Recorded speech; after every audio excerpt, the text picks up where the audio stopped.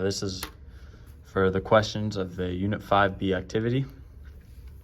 So the order that I would pick is number 3, number 2, and then number 1 with descending or ascending levels of difficulty. This is because for proof number 3, really for step 1 to 2, all you're using is basic trig identities here. Actually, until step 3 as well. Really, you have to use the fraction rule and a couple trig conversions. And then from there, you're basically just using algebra. You're rearranging the formula until you get left side equals right side. So it's really quite straightforward.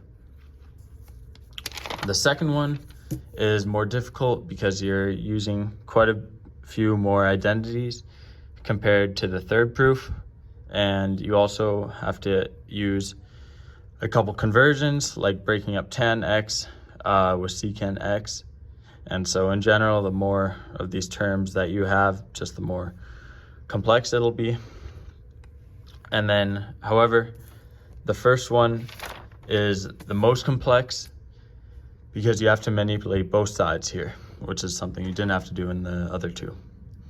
The left side is simpler because you just have to use the double angle identity.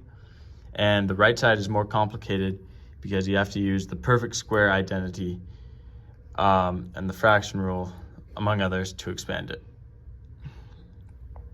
Anyways, so for question 2, the common techniques that I would highlight are just the trigonometry conversions.